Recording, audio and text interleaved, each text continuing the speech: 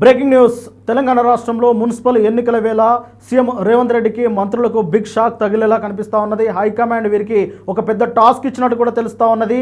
Incharge మంత్రులను నియమించింది. ఆ ఇన్ఛార్జ్ మంత్రులలో వారి జిల్లాల్లో మున్సిపల్ కమిషనరేట్లో అలాగే అక్కడున్న మున్సిపాలిటీలలో ఖచ్చితంగా కాంగ్రెస్ పార్టీ గెలవకపోతే వారి పదవికే గండంగా ఉండబోతుంది అనేది హైకమాండ్ నుంచి ఆదేశాలు వచ్చినట్టు చాలా క్లియర్గా కనిపిస్తూ ఉన్నది. తెలంగాణ కేంద్రంగా రాజకీయంగా ఆసక్తి అయితే మొదలైంది. అయితే మీడియా సంస్థలు కేంద్రంగా మంత్రుల లక్ష్యంగా చోటు చేసుకున్న పరిణామాలపై రేవంత్ రెడ్డి గారు సీరియస్ అయిన విషయం అందరికీ తెలిసిందే.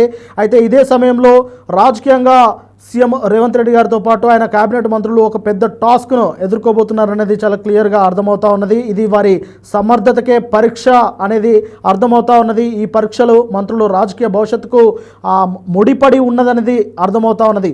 ముఖ్యమంత్రి రేవంత్ రెడ్డి గారికి ఇలాంటి ఇన్స్ట్రక్షన్స్ రావడంతో ఆయన కీలకమైన నిర్ణయాలు తీసుకున్నారు. తాజాగా జరిగిన మంత్రివర్గ భేటీ రాష్ట్రంలో మున్సిపల్ ఎన్నికల నిర్వహణను నిర్ణయించింది. ఫిబ్రవరిలో ఈ ఎన్నికలు జరపాలని కేబినెట్ నిర్ణయించింది. రాష్ట్రంలోని 116 మున్సిపాలిటీలు, 7 మున్సిపల్ కార్పొరేషన్లు, 2996 వార్డు సభ్యుల పదవీకాలం పూర్తయినందున వీలైనంత త్వరగా ఎన్నికలు నిర్వహించేందుకు మంత్రిమండలి ఆమోదం తెలిపింది.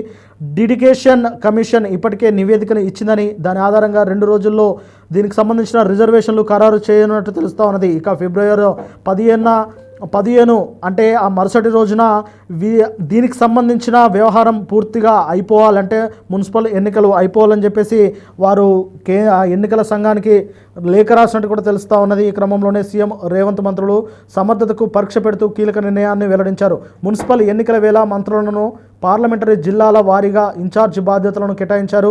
మున్సిపల్ ఎన్నికల్లో ప్రతి సీటు గెలవాల్సిందేనని సీఎం తేల్చి చెబుతున్నారు.